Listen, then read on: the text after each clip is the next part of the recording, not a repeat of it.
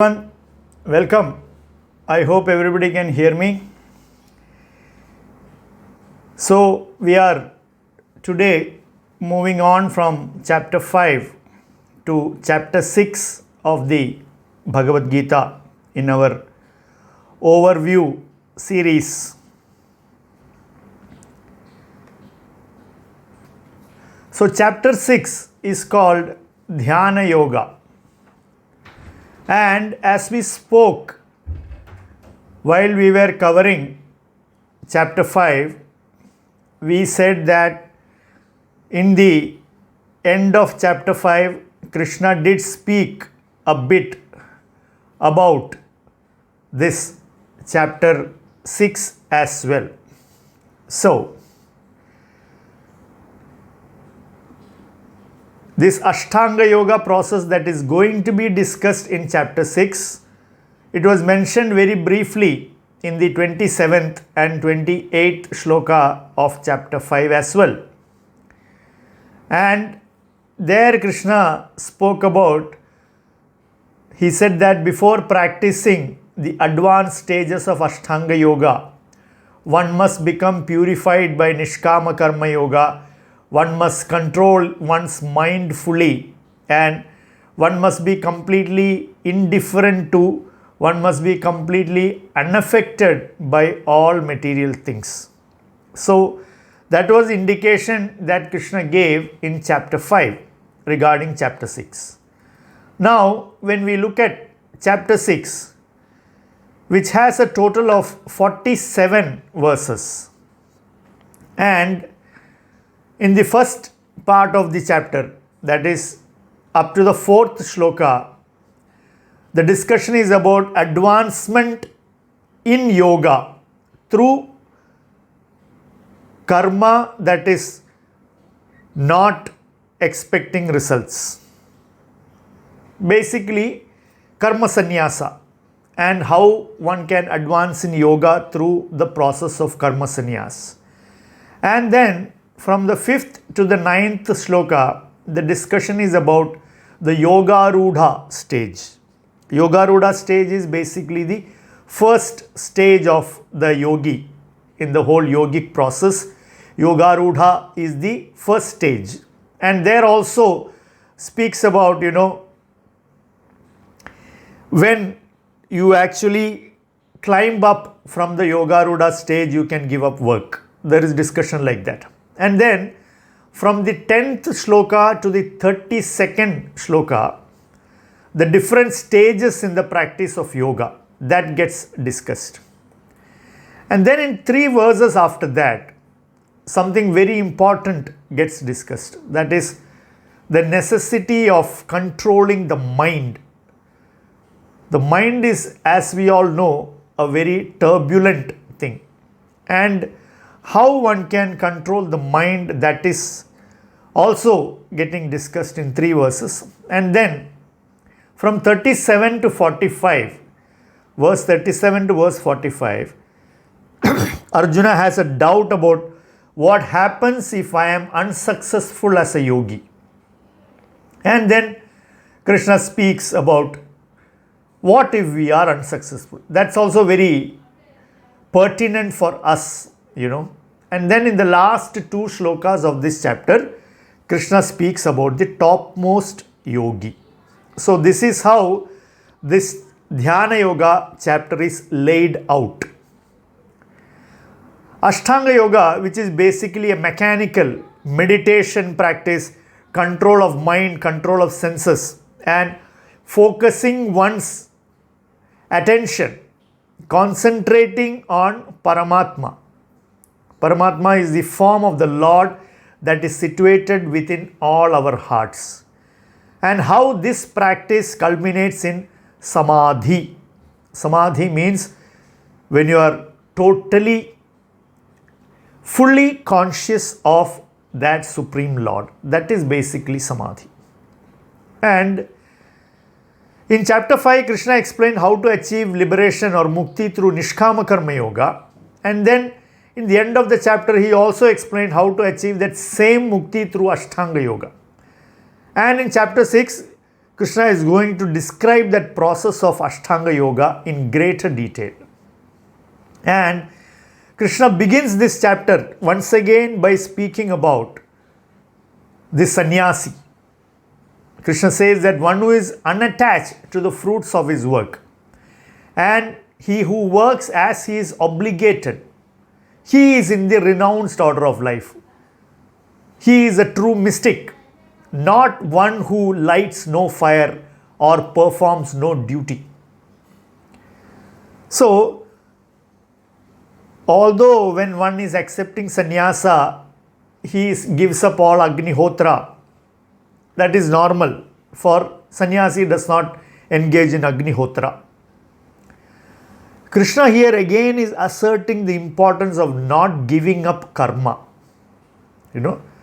So Krishna says that the true sannyasi or the true mystic, he performs his duties but renounces the fruit. And this is what Krishna wants Arjuna to do. And this is what Krishna's instruction for all of us is all about. Performing duty and renouncing the fruit. And what is this sannyasa? That also we must understand. Nyasa means going closer. Sat nyasa. Going closer to truth. That is what sannyas actually means. So, whatever is the process, whatever is the practice that will take me closer to the absolute truth, who is none other than Krishna, that process is sannyas. That practice is a sannyasi's practice.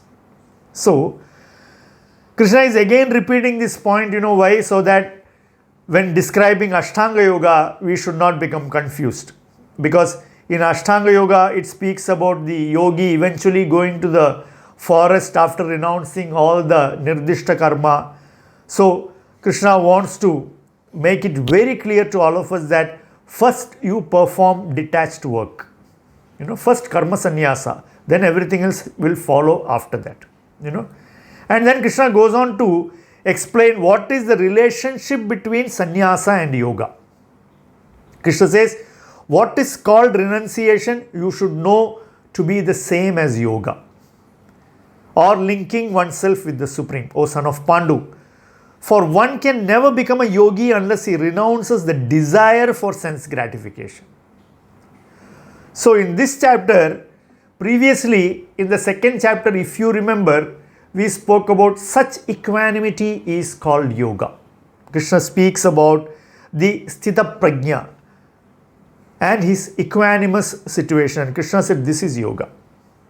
Now, Krishna, having said that is yoga, yoga, basically the word yoga comes from the Sanskrit root yuj. Yuj means to join together. So yoga basically is nothing but the process by which the Jivatma is getting connected to Ishvara. That is what is yoga means. Presently, the word yoga, the moment you hear it, you will think about some bodily exercises. When we discuss Ashtanga Yoga, we will know that that is just a small part of this whole yoga system. Here Krishna says renunciation is same as yoga.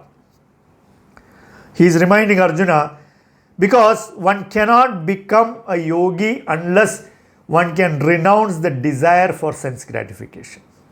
So, actually if you want to be a sannyasi, if I want to accept sannyas, I should first renounce. What should I renounce? Sannyasi means renunciant, One who has renounced his material existence is called a sannyasi. Because he is engaged only in the process of going towards the truth. So automatically, he is somebody who has renounced everything that is material. And Krishna says, even to become a yogi, one must give up the desire for gratifying one's senses. So, as long as you have not renounced that desire for sense gratification, you cannot be a yogi, you cannot be a sannyasi. So, it is the opinion of Srila Prabhupada that a Krishna conscious person is actually He is a sannyasi and a yogi at the same time. Why? Because of renouncing the desire for sense gratification. So, renunciation actually means that. Otherwise, when we speak so much about renunciation, we must understand what is actually mind that I am renouncing. What is actually mine that I am renouncing? Including this body, nothing belongs to me. So, what is it that I am so greatly giving up? Nothing belongs to me here, including this body is going to be taken away by time. So, what is the big point? What am I actually renouncing? So, actually, what we are renouncing is nothing but our desire. That is this whole renunciation process is all about. And then Krishna explains how the yoga process is divided into two levels. The beginner in a yoga process, for him, the means is work.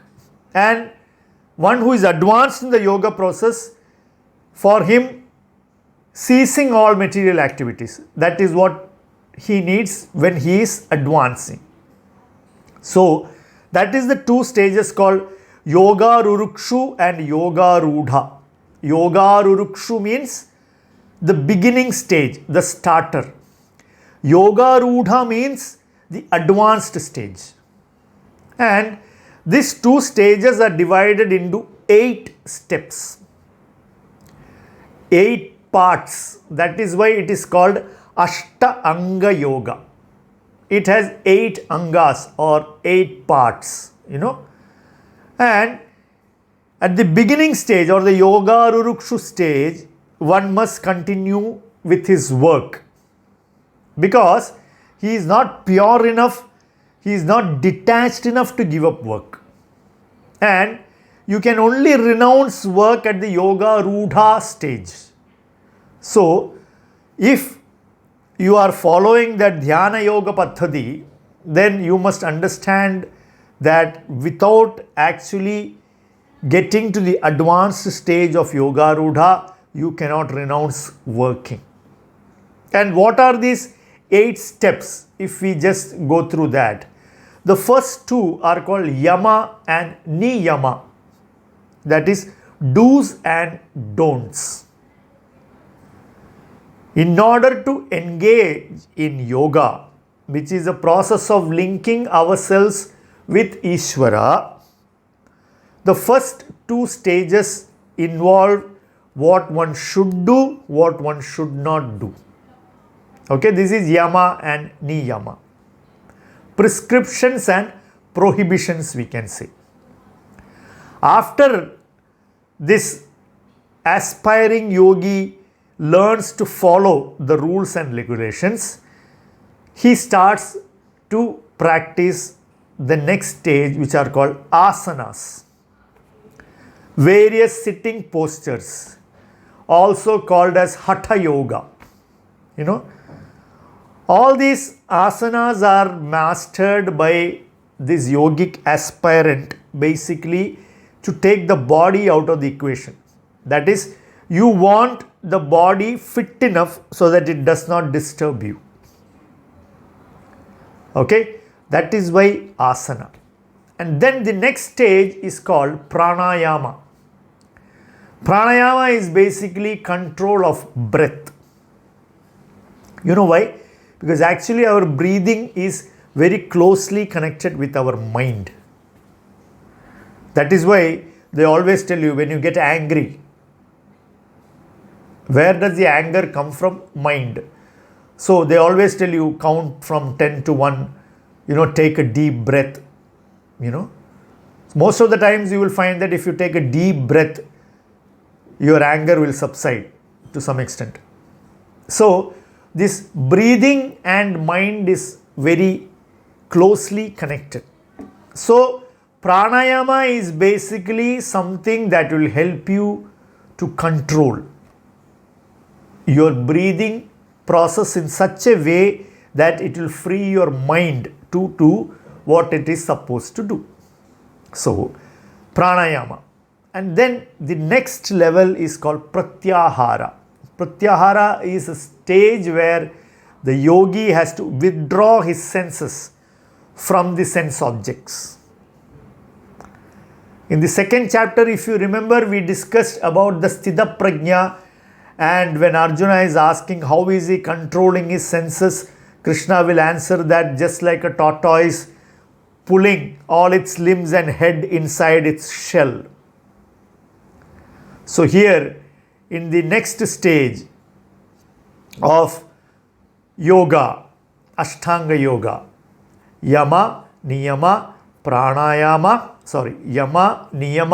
Asana, Pranayama, Pratyahara. The fifth stage of Pratyahara is withdrawing the senses from the objects and thus becoming detached from all the material desires.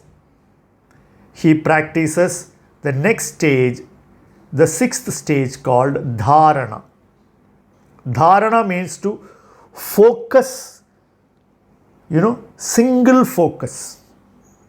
We spoke about Vyavasayatmika Buddhi in chapter 2. Here very similarly, one focus only.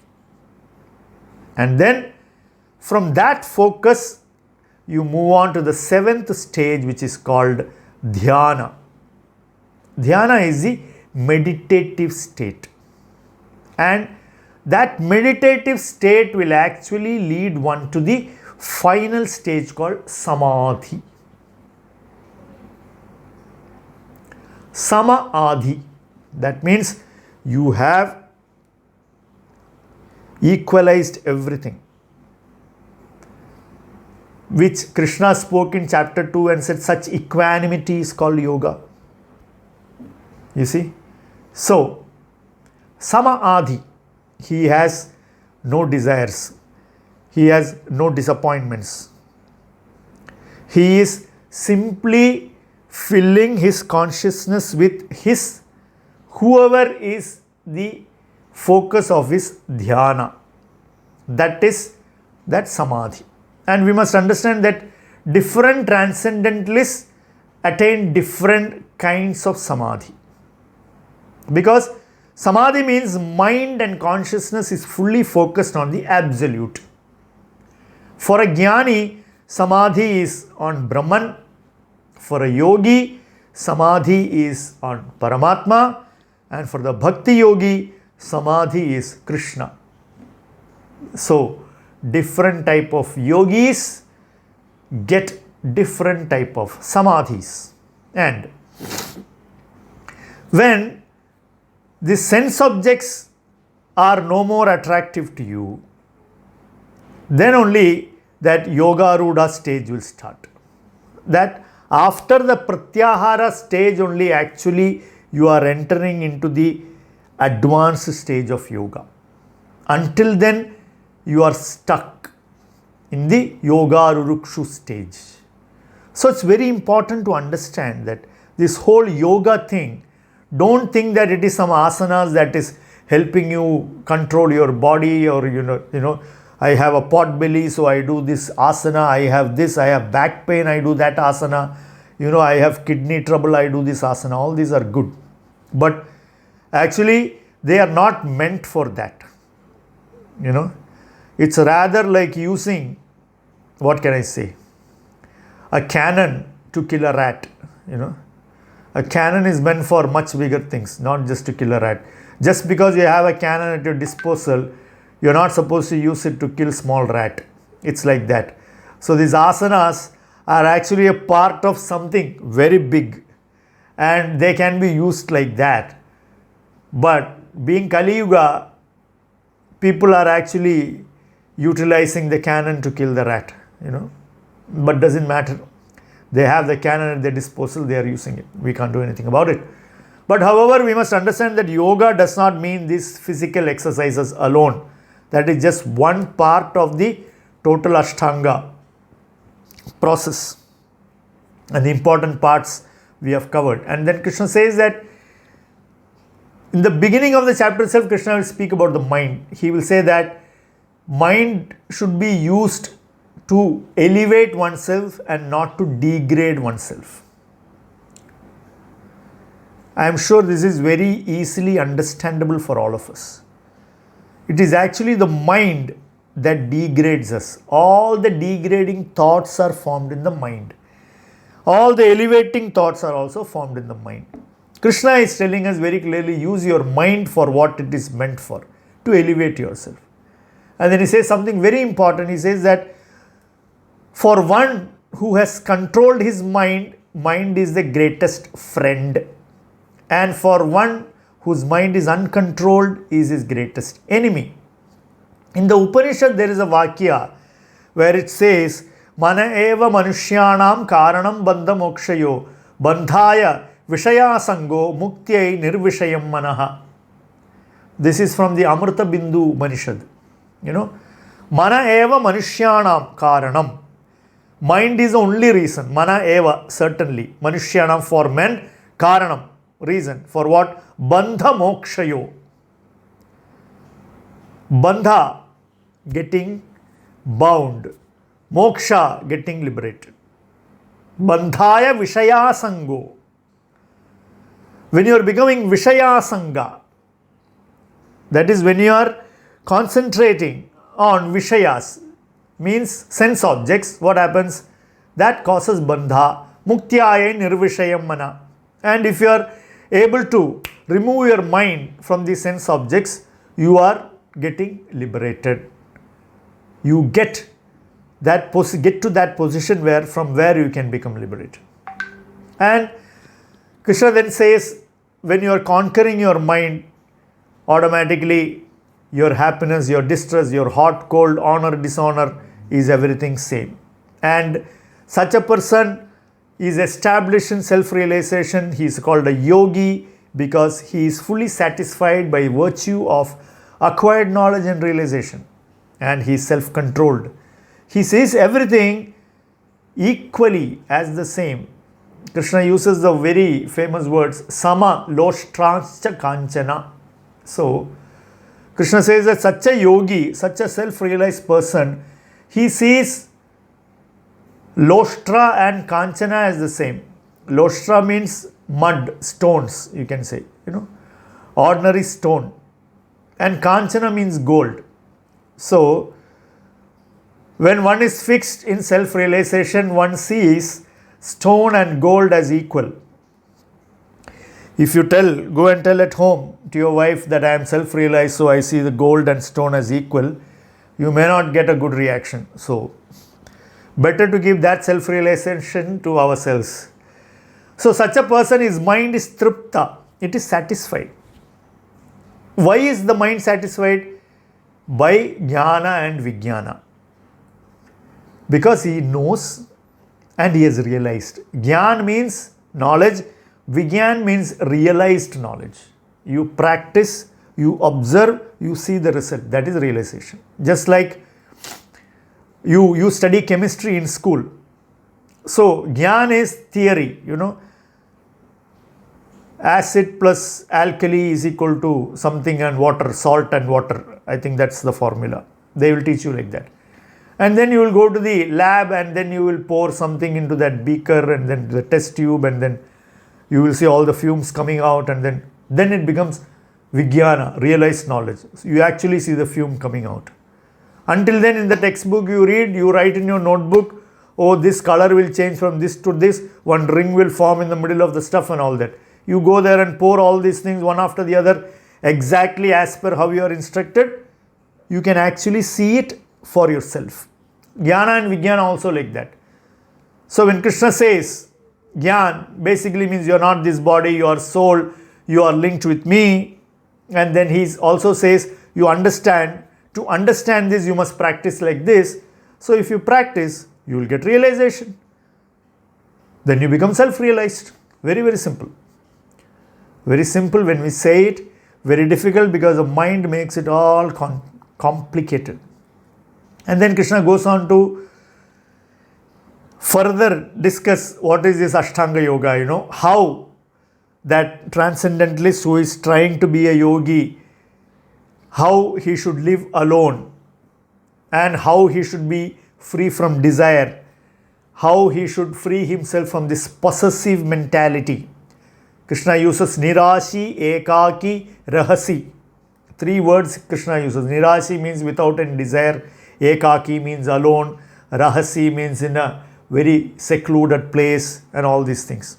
And he will say how you have to sit, you have to put kushagras, darba, and then darbasana you should sit, and neither too high, neither too low. Your eyes should be on level, and this is how you practice, and all these things. Like he'll say how erect you should sit, and stare the tip of your nose.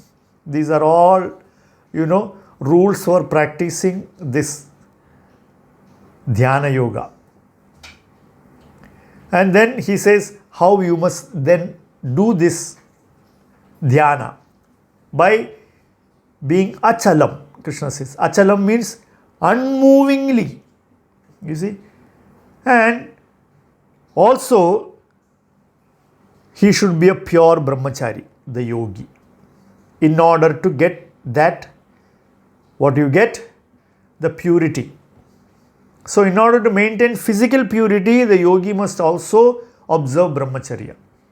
So by practicing this constant control of body, mind activities, regulating the mind, finally he will get what? Mukti from material existence. This is what everybody wants. But then we must also understand that these 3 processes that we have discussed until now, called karma, jnana and yoga, these 3 things also come with some kind of danger attached to it. Tell you how. Karma, you are supposed to do nishkama karma, but there is always a danger of becoming a sakama karmi. Supposed to do nishkama karma, but some of the karma phalas are so attractive, you can fall prey to it like that. So easy. So, karma, there is a danger of becoming sakama karmi. In jnana, when you are understanding about this Brahman, you may develop a desire to merge into the Brahman. Again, danger. And then when you are practicing this yoga, along with when you are meditating, when you have perfected your body by doing all the asanas, by maintaining yama niyama, and when you are completely withdrawn the senses, you will automatically get many abilities which are called siddhis, and those siddhis can attract us. You see? So there are 8 types of siddhis that are there, anima siddhi, garima siddhi, prapti siddhi, ishavaita siddhi. Like that, ashta siddhis are there. And any of these things, all these 8 siddhis are very attractive, let me say. So, in this whole yoga process, that also is a danger. You can get stuck. And then Krishna says, controlling eating and sleeping also is important for a yogi. Krishna says, yuktahara viharasya yukta karmasya cheshtasu yukta cheshtasya karmasu yukta swapnavabodhasya yogo bhavati dukkhaha. 17th shloka of this chapter, Krishna says, yukta ahara vihara. That is, yukta, regulated, ahara, food, vihara, that means any recreation. Ahara, vihara, swapna avabodhasya. Your sleep to be regulated, avabodha, consciousness to be regulated, and then like that, yogo bhavati dukkhaha.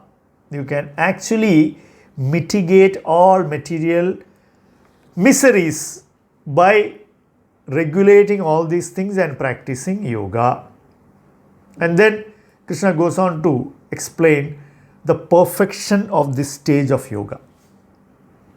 That is, when all the mental activities become situated on Paramatma, having given up all the material desires, then you are yoga rudha, yoga yukta it is called. That means you are now well situated. When yogi's mind is undisturbed, completely situated in the self, that is yukta stage, yoga yukta it is called. That means you have become perfect. And Krishna explains what is that perfection. Krishna very nicely gives an example to that. Krishna says, as a lamp in a windless place does not waver, so the transcendentalist whose mind is controlled remains always steady in his meditation on the transcendent self. You see, a lamp which has a flame, when there is no wind, that flame will be steady, achanchala. But when there is wind, it will move. So he says, just like a lamp lit and kept in a windless place, the mind is at rest, steady, simply concentrating on Paramatma. So this is a perfect stage of yoga. And in that stage called Samadhi, completely the mind is detached from all the material activities. And so one can see, what one can see? One can see that everything is equal. You remember something in the 5th chapter, Krishna speaks about the Pandita being Samadarshina, the Siddhaprajna being fixed, So these are all, there are so many common threads, between the transcendentalist who is Siddhaprajna, the yogi, who is again equal to the Siddhaprajna. Because even there is difficulty, the yogi is not affected by it. Practically these definitions of each of these stages, they have so much in common because the result is the same. By various ways you come, but the result is the same. And Krishna says, this one should engage. One should engage in yoga with determination and faith and not to be deviated from the path. So that is very, very important. Without faith, without strong faith, strong determination will not be there. So whenever we feel weak in our determination, we must understand that the faith is not strong enough. If we believe neither in the goal nor in the method to achieve the goal, how can we be determined? So the goal in Sanskrit is called sadhya and the method is called sadhana. So our method is sadhana bhakti, means regulated, methodical bhakti. Although bhakti is the swabhava of the living entity of the jiva, it is a natural inclination of the jiva to engage in bhakti. But currently we are covered by ajnana, so sadhana is required. Methodical, vidhi bhakti we call it. That is some vidhi. Some rule is given that you do these things as angas of bhakti so that you will be able to achieve and you will be able to come to that spontaneous level. So we must know what is sadhya, what is the goal to reach, and we must also know what is sadhana, what is the method to reach. And we should have faith in both these things. Only then we will become determined. Only then determination will come.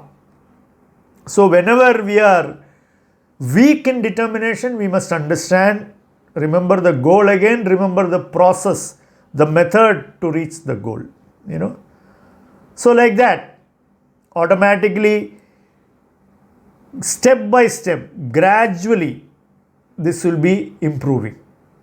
And Krishna says that the mind, whatever the mind is wandering on, whatever the mind is thinking about, you should bring it back from that thought. So Krishna uses the words nischalati, wandering, chanchalam, flickering, asthiram, unsteady. Krishna is using all these words to talk about mind. Wandering, flickering, unsteady. And because of this, we are not able to concentrate. So Krishna is very clearly instructing that you have to, whenever the mind is running away, you have to bring it back. So these are all processes, that we need to follow. Only then success will come.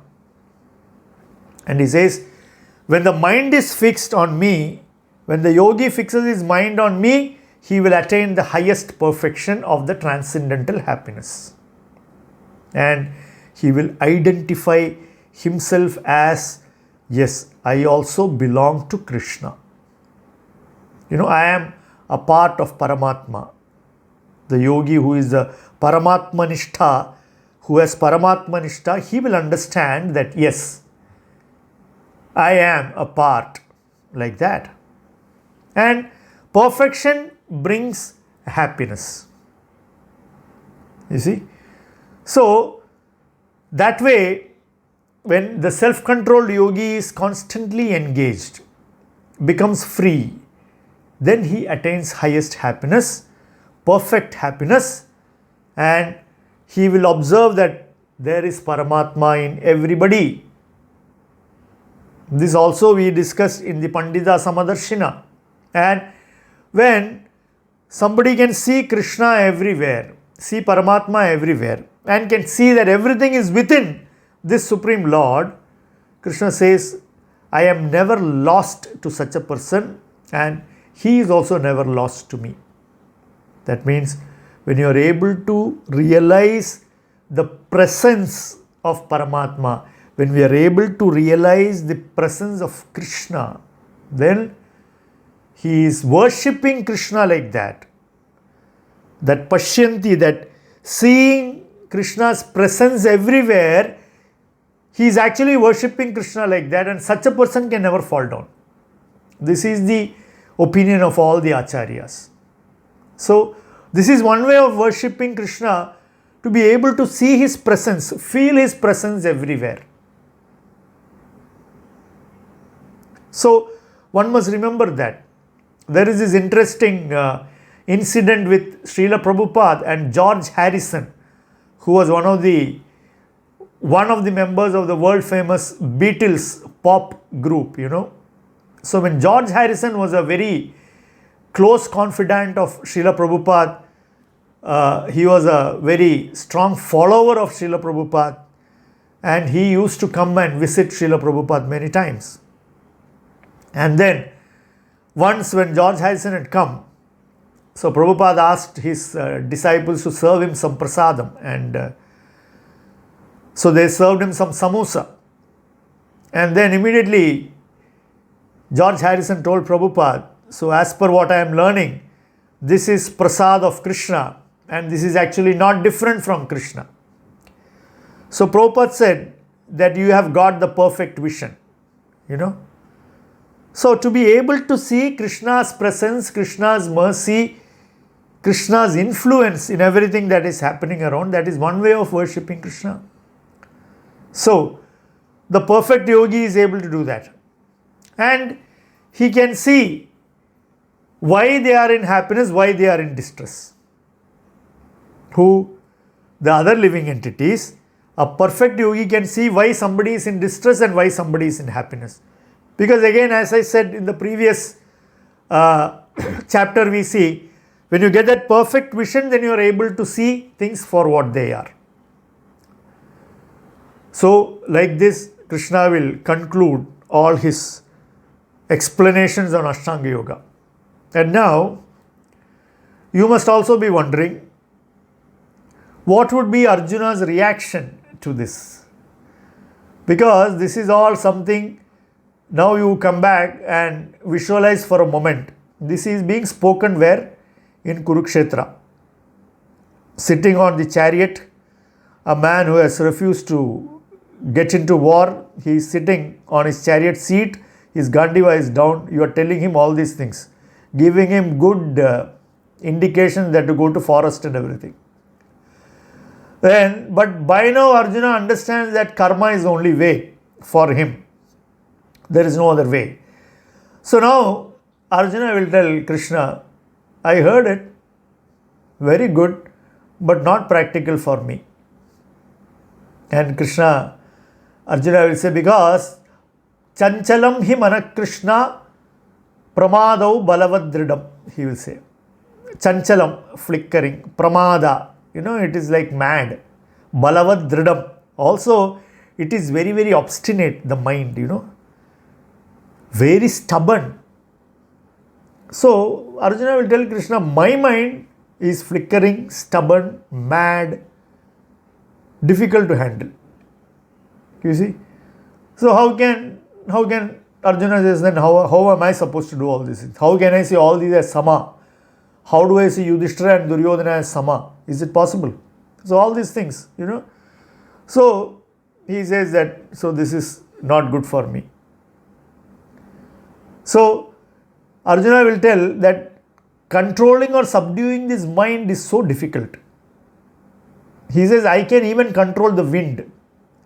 Arjuna is Savyasachi, with the bow and arrow in hand, Arjuna can control the three worlds. If you ask him to make the three worlds stop breathing or the air to move for a few seconds or a few minutes or a few days even, Arjuna can do it probably with all the Divyastras that he has got. So Arjuna says, I can even control the wind, but if you ask me to control the mind, very, very difficult.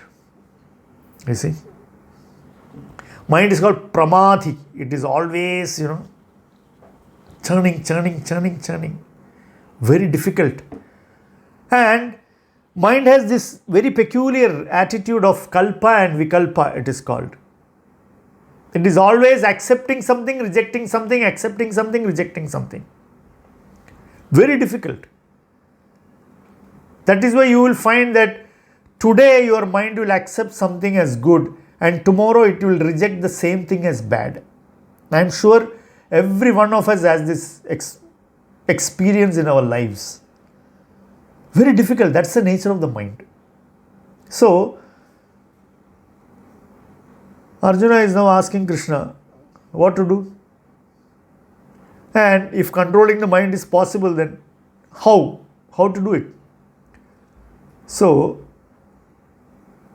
Arjuna is waiting to hear from Krishna. What is he going to say? So, Krishna will say, he will say that the mind is undoubtedly difficult to curb. Abhyasa yoga yuktena. Krishna will tell Arjuna, there is no shortcut to this. Abhyasa yoga yuktena. You have to practice by detachment. So, what is that practice? In the present age, in Kali Yuga, what is the practice that we can do to control the mind? We cannot sit in a lonely place. There are no lonely places left. You can't go to the forest. There is no forest left. And even if whatever is left of the forest you go, the forest department will arrest you and send you back to the town or the city or the village, whatever it is. You can't go and you cannot sit and you can't practice pranayama because you are breathing poison. You don't have good air even to breathe. So currently, simply by engaging in the Yuga Dharma of chanting the holy name, that way one can control the mind. And Krishna says that if the mind is uncontrolled, then self-realization is very, very difficult. But if the mind is controlled, then whoever is striving, he is assured of success with a controlled mind. Krishna says, this is my opinion. So, now Arjuna is a little bit confused. We are also confused, no? Because he says, with uncontrolled mind, self-realization difficult. With controlled mind, very, very easy and you will become successful. So then Arjuna will ask, what happens if somebody tries and somebody doesn't succeed? Arjuna will ask Krishna, will he fall away from both material and spiritual success? Will he just fall like a riven cloud, a small piece of cloud that is broken away from the main big cloud? It will just dissipate, like that. So Arjuna is asking, what will happen? And he will tell Krishna, only you have to clarify this doubt for me. I am asking you, O Krishna, please dispel my doubt. Because we also have that doubt, no? Am I a real spiritualist? I am not sure. Am I a materialist? I am not sure. And having started this spiritual journey, I have also stopped all my material enjoyment, so to say. Whatever little I had, that also I am stopping. And in the end, if you tell me that I am not going to be successful, then I am a great loser. Right? I am a great loser. I was happily living, or in a very distressful way, living my material life. Okay? And I was enjoying the senses, doing all nonsense, doesn't matter. Like a pig, I was okay. I don't mind. But now I become neither pig nor man, not totally failed, not fully succeeded. What will happen? So, Krishna will answer. Krishna will say, a transcendentalist engaged in auspicious activities does not meet with destruction either in this world or in the spiritual world. One who does good, my friend, is never overcome by evil. Krishna gives assurance to Arjuna. You start doing good, you will never become overcome. You will never be overcome by evil. Prapya punyakritam lokan ushitva shashwati samaha shuchinam srimatam gehe yogo brishto abhijayate. Krishna will say, the unsuccessful yogi, after many, many years of enjoyment on the planets of the pious living entities, is born into a life of righteous people or into a family of rich aristocracy. Or after long practice of yoga, he takes birth in a family of transcendentalists who are surely great in wisdom. Certainly such a birth is very rare in this world. So, two types of unsuccessful yogis Krishna speaks about. For some who have practiced for a short time and given up. Such people, they will go to the Upari Lokas, the planetary systems above, and they will enjoy for a long time because they have got some punya kritam. They have acquired some punya and they will go there and enjoy it.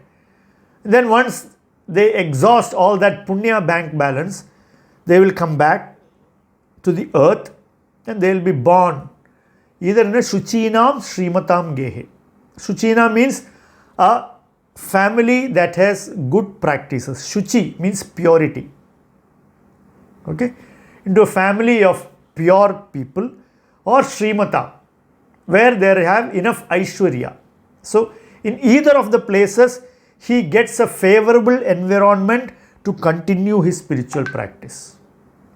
And as far as the other yogi who has practiced for a long time and then failed, he will be born into a family of transcendentalists who are already a family who is very well advanced in the yogic practices. And that happens because so much of samskara he has attained over his long yogic practice. So he is given that opportunity to continue from where he left off. And that Krishna says that, from the beginning of his life, he will immediately start all the practices. So that is why we see that there are some people, we see that from very young age, they develop and they also exhibit wonderful qualities, wonderful spiritual qualities, I mean. Why is that? Because he has already practiced it over a long period of time, and whenever he starts in the new body, he just takes off from where he stopped.